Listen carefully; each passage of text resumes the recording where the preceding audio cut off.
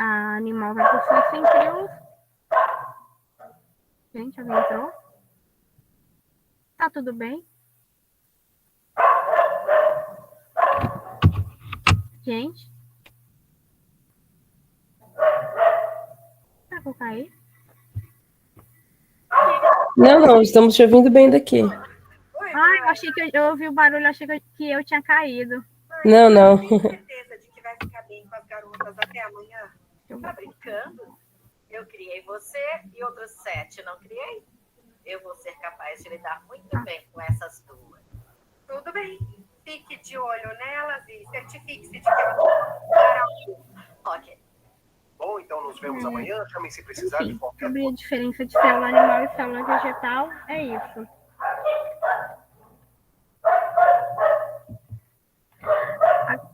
Gente, eu vou pedir licença um minutinho que meus cachorros começaram a latir e tá me incomodando. Desculpa.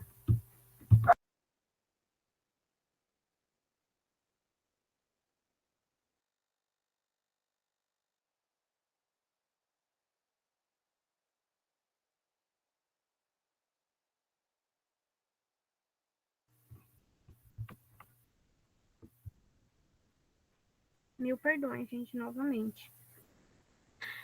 Agora a gente vai falar de uma estrutura que é uma das estruturas mais importantes da célula. No caso aqui, a gente está usando como modelo uma célula eucarionte, que é a membrana plasmática. A membrana plasmática ela é responsável por controlar a entrada e saída de substâncias do meio interno para o meio externo. Gravem, porque é muito importante. Ela possui o que a gente chama, né, de bicamada fosfolipídio. Isso geralmente cai bastante no vestibular, que ela vai ter a função num processo chamado permeabilidade seletiva, que a gente daqui a pouco vai ver. Ou seja, né, ela tem ali a bicamada fosfolipídio, né, que é duas camadas de fosfolipídio, e entre elas aqui existem proteínas, existem carboidratos, e essas proteínas elas têm a capacidade de se moverem, como a gente está vendo aqui diversas proteínas. E é por isso que Figer e Nicholson, eu acho que era o nome dos cientistas, eles criaram um que a gente chama de modelo de mosaico fluido. Por que se chama esse modelo de mosaico fluido? Porque quando eles colocaram no microscópio a membrana plasmática, eles viram pequenos fragmentos. Esses pequenos fragmentos que eles viram eram exatamente fosfolipídios. E como elas têm essa capacidade, as membranas delas têm essa capacidade de mobilidade, ficou conhecido como modelo de mosaico fluido. Aqui a gente tem uma visão mais 3D. Está um pouco ruim a imagem, mas a membrana plasmática, ela isola a célula, né? Ela é responsável também por fazer o equilíbrio osmótico, ela delimita a célula, né? Entre o que está fora e o que vai ficar aqui, entre o meio dela, e que a gente chama que delimitar a porção extracelular e a porção intracelular. Essa entrada e saída das substâncias, né, da membrana é o que a gente chama de permeabilidade seletiva. Ela vai ser muito importante nos transportes. Aqui é mais fácil. Essas bolinhas são o que a gente chama de fosfatolipídios. E essas, vamos dizer, as perninhas, elas são os ácidos graxos. O fosfolipídio, ele é hidrofílico, ou seja, ele tem afinidade com água. Enquanto o ácido graxo, ele é hidrofóbico, ele tem aversão à água, né? E isso ajuda, né, a promover a permeabilidade seletiva da membrana, essa diferença de afinidade. Também, né, existem as proteínas, como a gente, vou voltar nessa imagem aqui que é melhor. Existem as proteínas de membrana, que elas são fluídas. Como estamos falando, né, existem o tipo de proteína que são as proteínas integrais.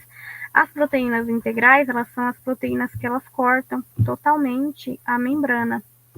Também tem a proteína de canal, né, que ela vai ajudar numa coisa que a gente chama de transporte acoplado, mas que a gente não vai ver ainda. E tem a proteína periférica. A proteína periférica ela pode estar inter ou extracelular na membrana, não é que ela vai estar fora do meio, ela vai estar ou nessa parte da membrana ou aqui nessa parte que é o lado de dentro da membrana. Então, a proteína integral ela vai cortar completamente a membrana, enquanto a periférica ela pode estar novamente intra ou extracelular. E a proteína ela é responsável por fazer o controle, a recepção, a sinalização do que vai entrar e sair. E as proteínas elas são carregadoras, né, de substâncias para fora. Cadê? Aqui a gente também vai ter o glicocálix. Cadê o glicocálix? Eu não tô achando ele aqui. Eu acho que é aqui. Achei. O glicocálix, ele tem a função pelo reconhecimento de uma célula. Ele é, por meio dos glicocálix semelhantes, uma célula ela é capaz de reconhecer a sua semelhante. Por exemplo, como uma célula epitelial, ela sabe que outra célula epitelial e elas vão fazer uma junção, por exemplo, para formar um tecido. É por meio do glicocálix. Por que ela vai, por exemplo, ela não se junta com uma célula nervosa? Porque uma célula nervosa não vai ter o glicocálix semelhante a dela. Então, o glicocálix ele tem essa função de reconhecimento da sua semelhante. Aí, falando do citoplasma. O citoplasma, ele é essa substância que fica aqui, né, dispersa na célula, que a gente chama de aloplasma, e aloplasma é o nome antigo. Ele também pode ser chamado de citosol. E nesse citosol, essa substância coloide, é onde ficam as organelas, né? É na presença do citosol que vai acontecer síntese de proteínas, transportes, enfim, não é graças ao citosol, mas é na presença dele. O citosol, ele pode estar localizado num espaço mais perto da membrana, que seria essa região, que é o que a gente chama de ectoplasma. Como ela está mais próxima da membrana, como ela está mais próxima do núcleo, ela é mais líquida, exatamente porque vai ser necessário esse transporte de substâncias e etc. O endoplasma, gente, desculpa, eu falei errado. O endoplasma é o que está mais próximo do núcleo. O endoplasma, ele é essa região mais líquida do citoplasma, que ele tem que ser mais líquida para ter esse transporte de substâncias, secreções. E o ectoplasma, ele é essa substância mais próxima da membrana, e ele acaba sendo mais rígida, porque ele tem que auxiliar ali, né, na sustentação. Também, quando o citoplasma, ele também tem a função, um negócio que a gente chama de prolongamento de ameba. A ameba, ela se junta, ela é capaz de fazer a sua movimentação pelo prolongamento e formando pseudópodes, aquelas perninhas que ela parece que está abraçando. Esse prolongamento de pseudópodes, eles existem exatamente porque ele é capaz de fazer uma movimentação entre a parte do ectoplasma, que é essa parte mais rígida, e a parte mais líquida, que é do endoplasma, né? Quando a gente vai da parte mais rígida para a parte mais líquida, se chama gelação. Chama solação, na verdade.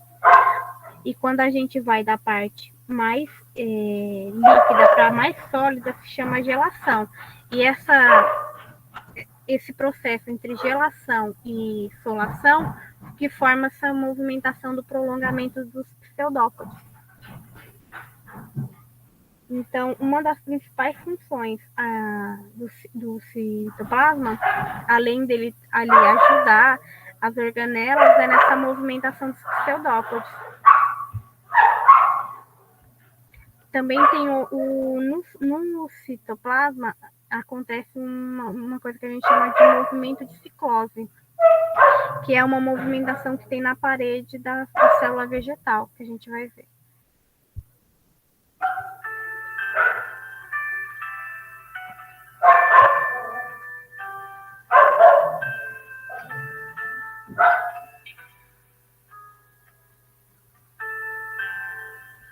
Aí esse processo aqui está bem lento, mas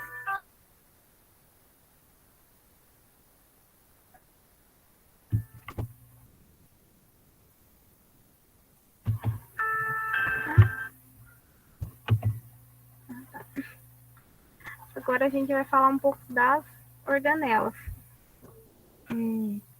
As organelas, elas são, vamos dizer, quem promove a vida da célula, porque as organelas, cada uma vai ter uma função distinta, mas elas em conjunto que vão promover a vida, né?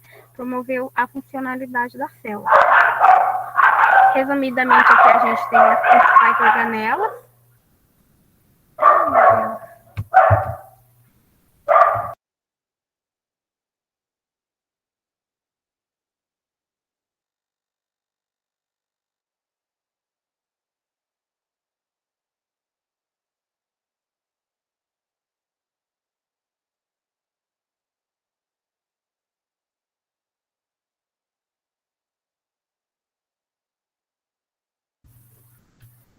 Gente, desculpa, tá travando meu PC.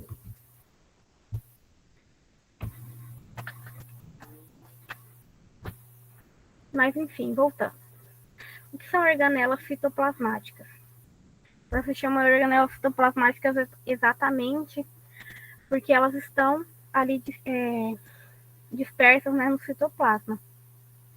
Elas também podem ser chamadas de organelas membranosas, porque tirando o ribossomo, né, que não tem mais status de organelas, todas elas possuem suas membranas. É por isso que se chama organelas membranosas. A gente vai falar do citoesqueleto. Eu quero começar pelo citoesqueleto.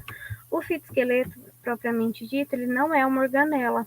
Ele é formado por uma organela chamada centrosoma. Mas o citoesqueleto, ele é responsável por dar o formato. Ele permite o movimento da membrana celular. Ele também, graças ao citoesqueleto, que a gente tem a movimentação, né, das vesículas de secreção, que a gente vai ver mais para frente. Também, apesar, né, dele não ser uma organela, ele é formado, como eu tinha dito anteriormente, pelo centrosoma. E graças a esses centrosomos que a gente a célula é capaz de ter uma organização. Como assim? A célula tem um lugar certo de ficar, o núcleo tem um lugar certo e vai ficar cada uma delas. E essa organização de cada um no seu quadrado, quem dá é os centrosomos, pelos microfilamentos e microtúbulos. Aí, no citoesqueleto, a gente vai ter os microfilamentos, que eles são microfilamentos de actina. Tem os microfilamentos intermediários, que são de queratina, e os microfilamentos e os microtúbulos, que são feitos por uma proteína chamada tubulina. A actina, ela permite a movimentação e contração muscular, porque a actina, em conjunto com a miosina, elas fazem um processo de deslizamento, e esse processo de deslizamento ele vai ser responsável por dar a contração muscular. A queratina, ela é responsável pela rede de sustentação e estruturação da célula. Graças a ela, que ela, né, faz seus prolongamentos e fica presa à membrana, por exemplo. As células epiteliais, elas têm muitos microfilamentos formados por quitina, para ter essa estruturação e essa adesão. A quitina, ela também serve como impermeabilizante. Os microtúbulos, eles são uma espécie de tubinhos, e eles são formados por proteínas de tubulina, né? E ele sai do centrosomo, aí ele realiza a organização celular, e ele realiza, né, a posição da organela pelo centrosomo. E aí ele permite também o transporte intracelular, especialmente das vesículas, como a gente vai ver. Dentro dos centrosomos, a gente vai ter os centríolos. O centríolo está envolvido, e ele é importantíssimo na célula animal, porque ele está envolvido na divisão celular, no processo de meiose e mitose. Ele também vai ser responsável pelo processo de formação de cílios e flagelos. Não os cílios da bactéria, que os cílios da bactéria que formam uma outra estrutura. Mas, por exemplo, os cílios da tuba uterina, da traqueia, do sistema respiratório, quem vai formar vão ser os centríolos. A gente também vai ter os lisossomos, que eles são os responsáveis pela digestão, né, celular. A gente vai ter os peroxomos. Os peroxomos, eles são responsáveis pelo processo de quebra da água oxigenada. Dentro do processo celular é formada H2O2, que é água oxigenada, e é extremamente tóxico para o nosso organismo. Mas existe essa organela, e ela é responsável por quebrar essa oxigenada. A gente também vai ter o cloroplastos nas células vegetais, que vai ser responsável pela fotossíntese. Eu já estou pulando. E a gente também tem as mitocôndrias. As mitocôndrias, elas são, assim, acho que a organela mais importante, é uma das que mais cai no vestibular, porque ela vai ser responsável pelo processo de respiração celular, ali no processo de glicólise, porque a mitocôndria, ela é capaz, né, de produzir mais ou menos uma grande quantidade de ATP. Essa ATP, adenosina trifosfato, que é o ATP, ela é responsável por promover a energia, que vai dar energia para a célula realizar todos os processos que ela tem que realizar. Aí agora tem o ribossomo. Ele está presente em células eucariontes e procariontes. Como eu disse, hoje não é mais considerado uma organela, mas sim um arranjo, né, de material genético associado a uma proteína, para realizar uma catálise na síntese proteica. Meu Deus, isso foi isso que eu falei. A gente sabe que o ribossomo hoje acredita que ele haja mais como uma enzima do que como uma organela. Uma enzima no sentido de que ele vai acelerar o processo de síntese proteica, porque, mas para termos de vestibular, o ribossomo ele tem função de síntese proteica, ribossomo, síntese proteica. O ribossomo ele pode ser encontrado da maneira solitário, ali disperso no citoplasma, que é o ribossomo. Ele também pode ser encontrado na forma de polirribossomo ou retículo rugoso, que eu acho que talvez seja a importante dele, que é aquela... Deixa eu voltar. Para finalizar o que eu estou falando. O retículo endoplasmático rugoso é esse aqui. Ele está mais próximo do núcleo. Tem um porquê que ele está mais próximo do núcleo. Ele, resumidamente, ele vira um quartel-general de produção proteica, porque ele pega as informações direto do núcleo, né, as informações genéticas, que saem do núcleo pelo RNA mensageiro. Isso a gente vai ver melhor quando a gente ter uma aula só de núcleo. E ele realiza aqui uma grande, mas uma intensa produção de proteína, síntese de proteína, que é produção de proteína, a mesma coisa. E aí essas proteínas elas são secretadas para fora das células e pelas células secretoras. Aí aqui a gente vai ter o retículo endoplasmático liso. O retículo endoplasmático liso, por que ele é liso? Porque ele não tem ribossomo, ou seja, ele não faz síntese proteica. Ele vai fazer uma coisa que a gente chama de síntese de lipídios.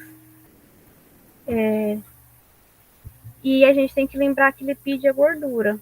Mas lipídio, como ele é gordura, a gente pode lembrar o quê? Colesterol. E quando a gente lembra de colesterol, a gente tem que lembrar de progesterona, testosterona, hormônios esteroidais. E hormônios esteroidais têm origem lipídica. Então, o retículo endoplasmático liso, ele participa da síntese de alguns hormônios. E isso é importante vocês gravarem. Ele também atua, o retículo endoplasmático liso, ele também atua na desintoxicação celular. Ele quebra, né? Ele também, mas não é tão quanto o peroxisoma. Ele também atua, né, ali na quebra, eliminando algumas coisas tóxicas para o nosso organismo. Por exemplo, o agrotóxico. Mas ele tem essa função de desintoxicação apenas no fígado, que a gente chama de função detox. Que ele também atua, mas isso é mais a título de curiosidade, no armazenamento de íon de cálcio nas células musculares. E no sistema muscular ele passa a ter outro nome, que é o sarcoplasmático. Aí, deixa eu ver o complexo de Golgi. O aparato de Golgi, ou complexo de Golgi, é mais popularmente conhecido como complexo de Golgi. O complexo de Golgi ele é responsável por secretar, não é excretar, secretar.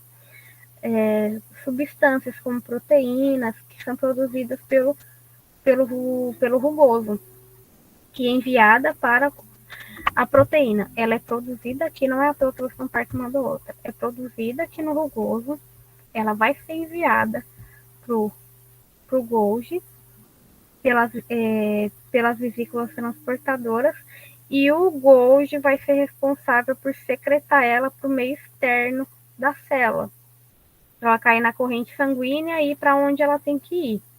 Então, o rugoso vai produzir, existem vesículas aqui transportadoras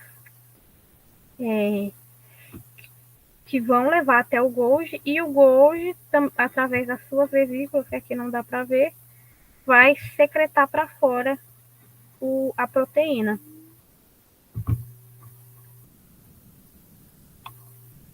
Além das vesículas e da secreção, no complexo de Golgi acontece a formação do lisossomo, que também de uma coisa que a gente chama acrossomo. O acrossomo, ele é uma proteína que fica na cabeça, vamos dizer assim, na cabeça do espermatozoide. E ele é responsável por quebrar, por degradar a zona pelúcida do ovócito e a conjugação. Geralmente, quando cai complexo de Golgi, está associado ao acrossomo. E geralmente está associado a isso, a função que ele tem de degradar a zona pelúcida para que ele consiga, né, penetrar o ovócito tipo 2 e acontecer a fecundação.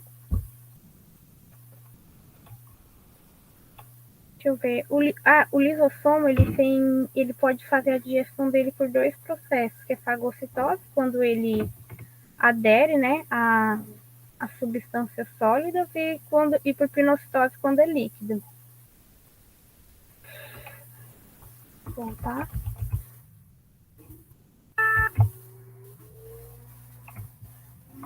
Agora vamos falar de teoria da endossimbiose. Gente, o que é teoria da endossimbiose? Primeiro a gente tem que entender a relação do cloroplasto e da mitocôndria. A mitocôndria, ela vai realizar a respiração celular, que é o processo de glicólise, que é a primeira etapa dela. O cloroplasto vai realizar a fotossíntese nas algas e nas plantas. Eu falei algas e plantas, porque algas também vão realizar a respiração celular, elas não fazem exclusivamente fotossíntese. A respiração celular, ela vai ocorrer nas algas e nas células eucariontes. Tanto a mitocôndria quanto o cloroplasto, eles têm dupla membrana. Isso é muito importante para a teoria da endossimbiose. A mitocôndria, ela vai ter o que a gente chama de matriz extracelular, enquanto a célula vegetal vai ter o estroma. E tanto o cloroplasto quanto a mitocôndria, eles têm ribossomos que são semelhantes ao ribossomo de uma bactéria, não de uma célula eucarionte, e o mais importante, ambos têm DNA. Inclusive, todos nós herdamos o que a gente chama de DNA mitocondrial, e o DNA mitocondrial ele é exclusivamente da nossa mãe. E quando se vocês chegarem a ver fecundação comigo, a gente vai ver um pouco melhor. A teoria da endossimbiose, ela foi criada por uma cientista chamada Lynn Margulis, e o que ela dizia é que as células eucariontes primitivos, que existiam células eucariontes primitivas, mas só que elas faziam um processo chamado fermentação. O processo de respiração por fermentação só gera 2 ATPs, enquanto que por respiração celular gera 32. Então, é um ganho bem diferente. E existia ali uma célula primitiva que ela fagocitava outras células, outras bactérias, até que chegou um tempo que ela fagocitou uma bactéria que seria a mitocôndria nos animais e o cloroplasto nos vegetais. Quando isso aconteceu algumas mutações no decorrer da evolução, que ao invés do ser primitivo digerir, eles entraram numa relação de cooperação. Eles começaram a coexistir. Enquanto o ser primitivo dava ali proteção, glicose para a mitocôndria ela melhorou o processo de respiração celular dele. Ela dava mais ATP. E assim eles passaram a ter uma relação de endossimbiose. E a mesma coisa aconteceu com os cloroplastos. Gente, eu ia dar um intervalo porque hoje eu ia dar ciclo de Krebs, mas aí eu analisei, não vai dar para ter ciclo de Krebs hoje. Eu não sei, vocês que sabem se querem ir direto, tem intervalo. Também eu parei muita aula.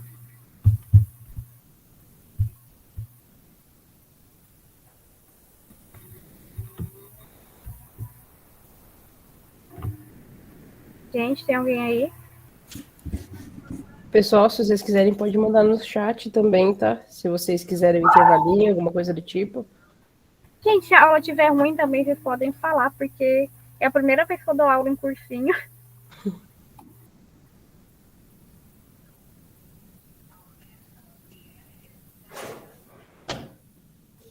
Como ninguém não falou nada, vamos seguir. A gente vai acabar terminando bem mais cedo do que eu tinha imaginado.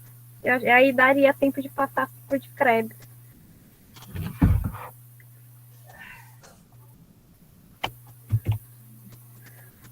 Agora a gente vai entrar numa parte. Alguém falou alguma coisa no chat? Eu não sei. Não, ninguém falou nada. Acho que pode seguir. A gente vai falar, voltando a falar da membrana, mas agora a gente vai falar das especializações de membrana.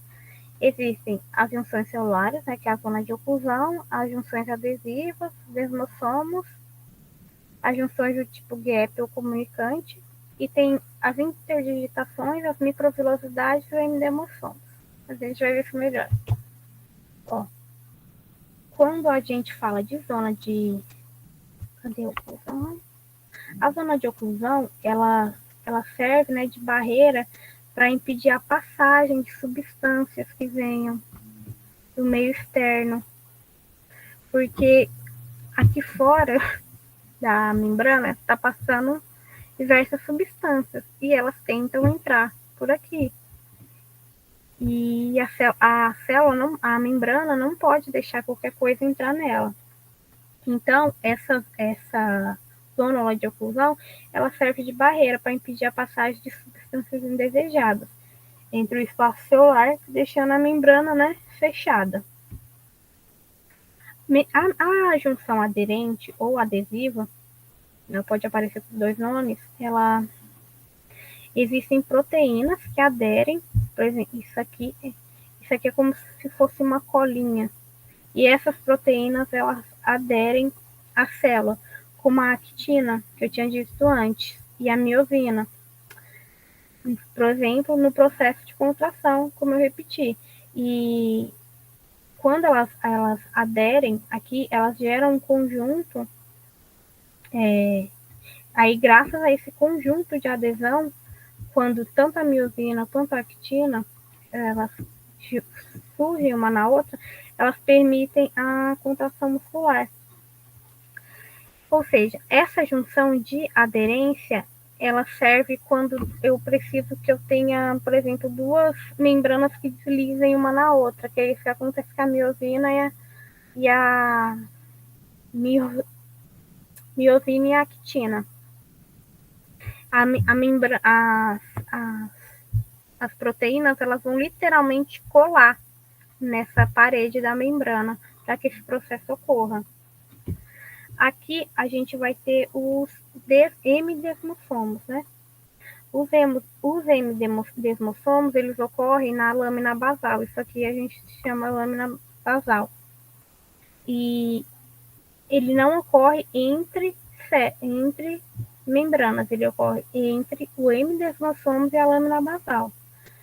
Isso ocorre principalmente nas células epiteliais, porque quando o M-desmossomos ele realiza esse processo na lâmina basal, ele serve para prender a célula, criando, né, o suporte, a sustentação dele na lâmina. Aí a gente tem os desmossomos, são essas aqui. Ele tem ao invés de ser aderência, ele funciona como uma placa que se comunica, né, com esse lado e esse lado. Elas são ligadas, né, a esses filamentos, esses pontinhos azuis que a gente está vendo, que esses filamentos são de queratina. E esses filamentos de queratina, eles ficam presos ao esqueleto da célula. E eles têm a função de aderirem também e de estruturação. Eles permitem, né, que a célula se segure,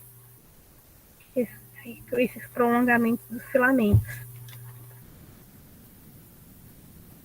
A zona comunicante ou zona gap, ela serve para, por exemplo, como já diz o nome, comunicante, quando eu tenho alguma substância desse lado ou do outro e eu preciso estabelecer essa comunicação.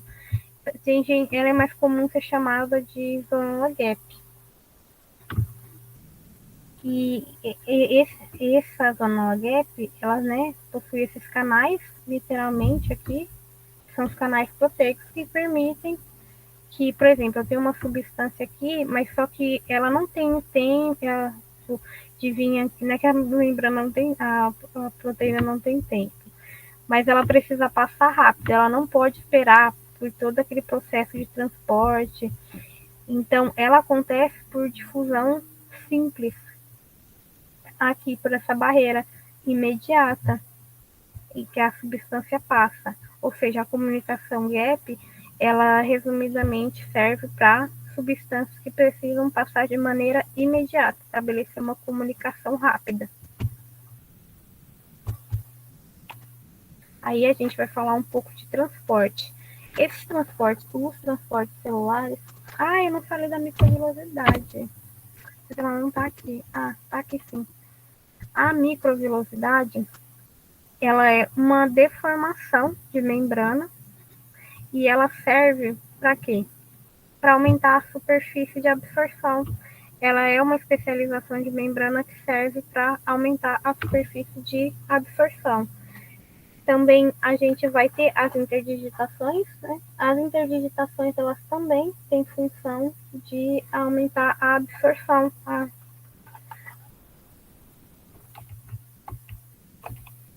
Se, por exemplo, uma substância está vindo, se aqui fosse plano e ela passasse direto, a chance dela ser absorvida seria muito menor do que, por exemplo, quando ela entra aqui, aí ela vai passando por esse caminho todo. Por exemplo, o nosso sistema digestório tem esse tipo de microvilosidade exatamente para aumentar a superfície de absorção. E as interdigitações, elas também elas servem para troca de substâncias. E ela também, ela favorece, né, a troca de substâncias. Por exemplo, aqui não está as interdigitações, esse aqui. Mas as interdigitações, elas ficam mais ou menos aqui, assim, e elas formam esse desenho, assim. Ela não é tão profunda quanto a microvilosidade. Aí, o transporte via membrana. A gente pode ter o transporte do tipo passivo e do tipo ativo, que a gente vai ver um pouco mais para frente. E o que quer dizer transporte passivo? Primeiro, para a gente falar de transporte celular, a gente tem que lembrar do quê? Da permeabilidade seletiva da membrana. Os solutos, eles necessitam, né, de um ambiente equilibrado. E aí, quando a gente fala de transporte, principalmente passivo, a gente tem que falar de uma coisa chamada gradiente de concentração. Quando eu tenho um gradiente de concentração, quando o transporte é a favor do gradiente de concentração, isso quer dizer, está favorecendo o equilíbrio, quer dizer que eu tenho um transporte passivo, porque se o meu gradiente de concentração está indo a favor do equilíbrio, ele não vai precisar ter gasto de. E quando eu falo de transporte ativo, é que está indo contra o gradiente de concentração. E então eu vou precisar ter um gasto de ATP. Então, transporte passivo, eu não tenho gasto de ATP, gradiente favorável. Transporte ativo, eu tenho gasto de ATP, gradiente, né, desfavorável. E o transporte passivo, ele ainda pode ser do tipo difusão ou do tipo osmose. A difusão é quando eu tenho o transporte de algum soluto. E a osmose, resumidamente, a osmose ela é a movimentação da água pela membrana.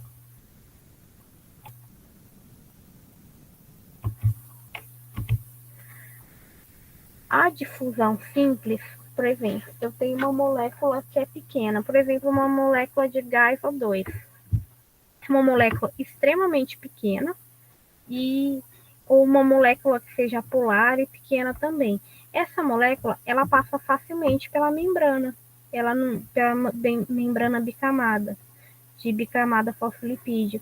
Então, não é necessário uma proteína para ajudar ela, nem que ela faça um outro processo, ela passa tranquilamente, porque ela é pequena e apolar. Quando eu falo de difusão facilitada, eu estou falando de uma molécula que ela é um pouco mais grande, mas mesmo assim eu não preciso ter gasto de ATP para que ela passe. Por exemplo, a glicose, que nem a gente está vendo aqui. A glicose. Para que a glicose ela possa passar pela membrana, eu preciso de um sinalizador de insulina, mas eu vou precisar que aquelas proteínas que eu tinha falado antes, que, por exemplo, a periférica, as carregadoras, elas auxiliem a glicose entrar nesse processo. E agora eu vou falar de osmose. Eu tenho uma solução hipotônica. A solução hipotônica é o quê? Quando a parte interna está mais concentrada do que a parte externa. E a hipertônica é quando o meio externo está mais concentrado do que o meio interno. E tem o isotônico, que é quando está equilibrado, né? A mesma quantidade de água que está entrando está saindo. Ou seja, a osmose é uma movimentação de água pela membrana e ela pode ser pelo meio hipotônico, que a gente vai ter o meio muito concentrado em água, para o que vai para o meio hipotônico, que é o menos concentrado. Ou seja, se eu tenho uma parte externa que está mais concentrada em água e uma que está menos concentrada, a que está menos vai para a que está mais, a hipertônica vai para a hipotônica, para tentar estabelecer esse equilíbrio. E assim vice-versa. Se dentro da membrana tiver mais concentrada, ela coloca para fora, e se fora tiver mais concentrada, ela absorve. Por exemplo, isso acontece com sapo, por exemplo, quando a pessoa taca sal, porque, coitado do sapo, mas porque o sapo ele faz respiração celular e a pele dele é muito, ele é cutânea, a pele dele é muito sensível. Quando a gente joga sal no sapo, o meio externo fica hiperconcentrado.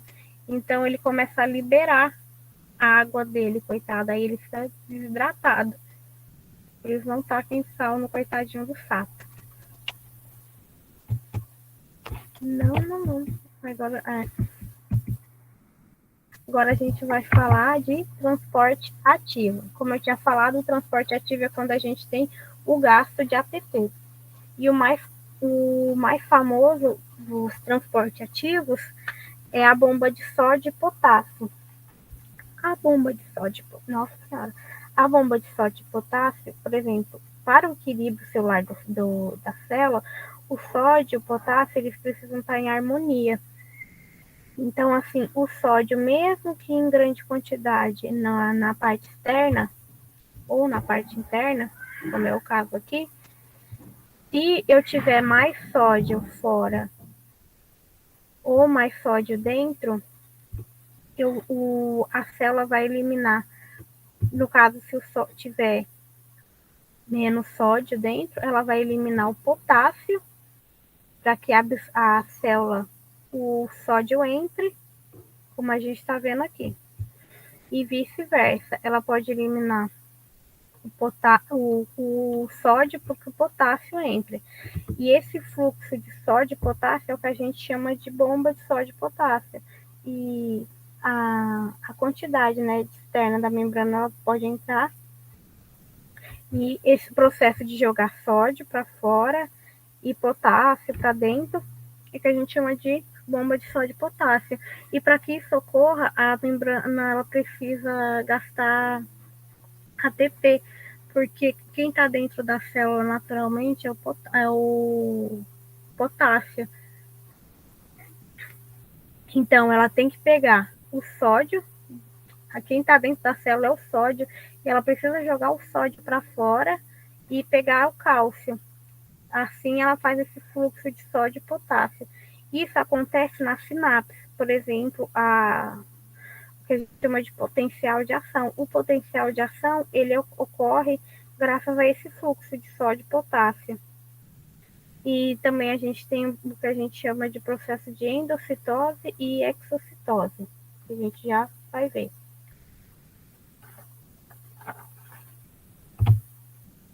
A endocitose, ela pode ser do tipo fagocitose ou pinocitose.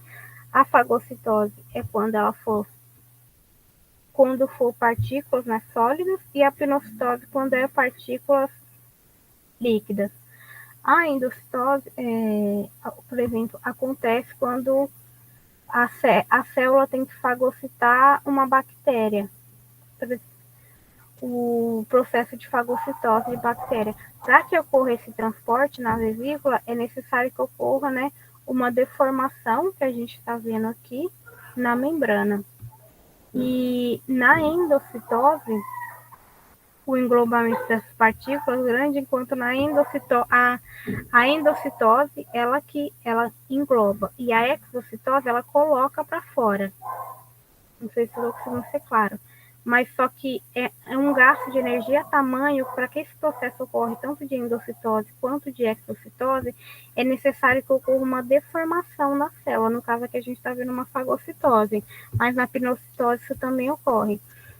E quando, tanto na pinocitose quanto na fagocitose, quando ela engloba a partícula, o líquido, ela forma o fagossomo, na pinocitose é o pinossomo, e aí, com essa deformação, né, quando ela forma o fagossomo e o pinossomo, elas se unem, né, aos lisossomos para ingerir essa partícula.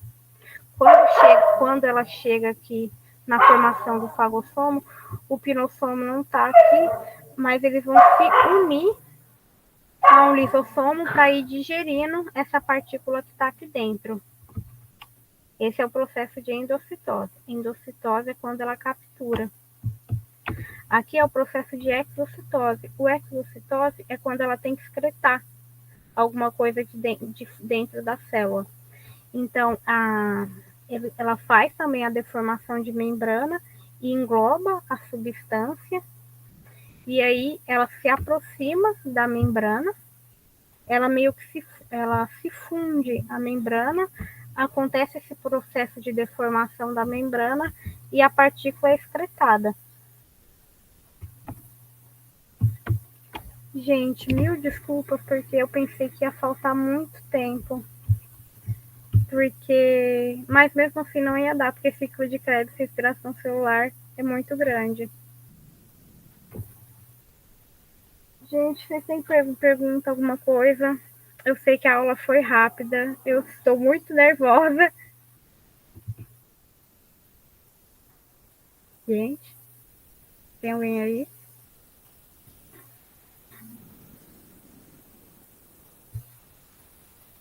Pessoal?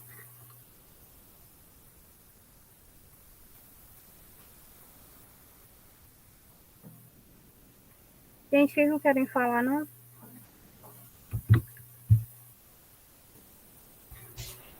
Pessoal, se vocês quiserem, pode abrir também, ou manda mensagem no chat, né, se ninguém quiser abrir o microfone.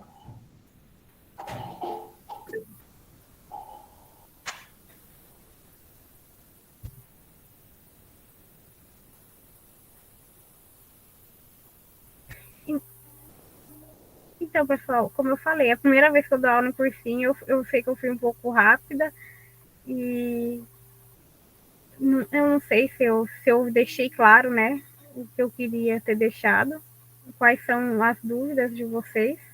Eu não entrei em ciclo de Krebs, nem em meiose e mitose, porque são aulas muito longas que não caberiam aqui, mesmo tendo sobrado aí 40 minutos, são aulas extremamente longas. E eu precisaria dar uma aula só de núcleo, para aí sim eu dar uma aula de mitose, meiose, mas a gente também tem o material pós-aula, que eu não sei se vocês já receberam, não sei se já receberam o material pós-aula, mas eu posso abrir aqui. O material pós-aula são 2 apostilas do ESAG, o ESAG Solidário, não sei se vocês já ouviram falar, e a que eu vou utilizar também está lá, que é o volume 2, que é o capítulo de citologia. Na verdade, são 4 capítulos explicando isso aqui que eu acabei de falar, e lá tem exercícios, e óbvio, 4 capítulos o conteúdo está mais aprofundado. E eu não sei, vocês quiserem lerem os capítulos, aprofundarem e procurarem para responder os exercícios. Gente, falem alguma coisa.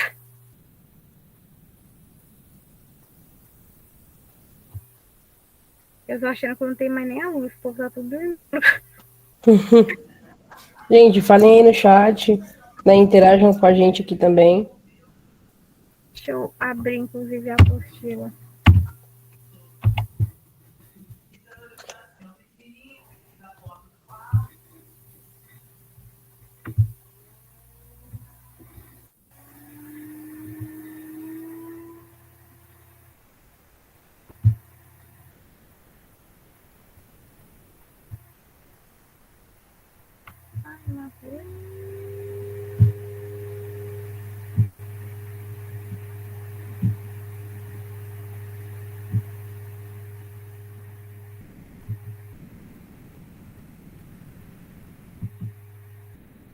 o material pós-aula é esse. E a apostila que eu gostaria que vocês dessem uma estudada é essa aqui, que é a 2. É esse capítulo. Cadê a página? 75, se não me engano.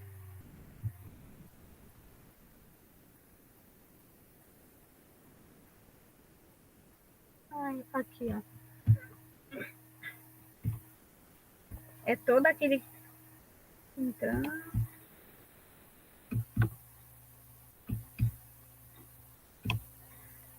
Vamos ver todo aquele conteúdo. Esse aqui pode ter um link. Chega na página.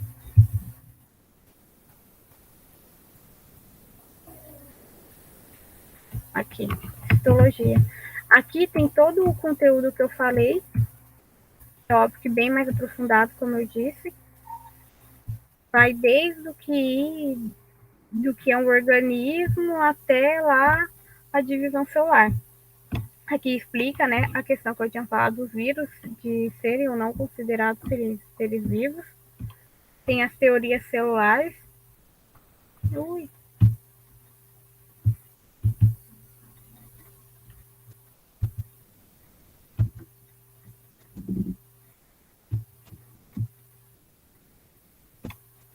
Aqui, o processo que eu tinha falado de teoria da endossimbiose. Aqui, que é a melhor parte, né, que eu acho que tem as comparações das células procariontes com as células eucariontes, no formatinho de uma tabela. Aqui as imagens também explicando o que é cada organela. Aqui explicando também, né, a membrana celular, cada uma das especializações das membranas de membrana. Tem bem mais do que as que eu tinha falado. Também tem uma aula só de parede celular aqui. Também explica os processos. Aqui já entrando na parte que eu não conseguiria falar, que é falando da respiração, da fotossíntese, né? Aqui é o processo de endocitose, de exocitose. E essa apostila ela tem o diferencial que ela vem escrito, né? O que como aquele conteúdo, né? Qual a habilidade do Enem ela cobra, como ela pode cair no Enem, e tem isso que eu acho muito legal, que a própria apostila já dá um mapinha mental do conteúdo. Né? São citoplasma. É praticamente um capítulo explicando cada organela. É muito boa essa apostila. Inclusive, quando eu estudei, eu passei no vestibular. Quando eu estudei, eu estudei em casa, né? E eu passei estudando pelos materiais do ESAG Solidário. Então, eu indico, se vocês quiserem. Aí, o Drive, eu não sei onde... Eu passei no plano de aula, não sei como é que é disponibilizado. A gente vai disponibilizar logo depois da aula. Logo que acabar a aula, a gente já posta o pós-aula e a aula também. Ah, tá. Aí eu tenho que mandar o slide que eu atualizei. Eu tinha falado com a menina do slide que eu tirei o ciclo de crédito. Ah, tá, entendi, tudo bem. Enfim, gente, é isso. Eu espero que vocês tenham conseguido aprender alguma coisa. E Alguém tem alguma coisa para falar? Que vocês utilizem o material.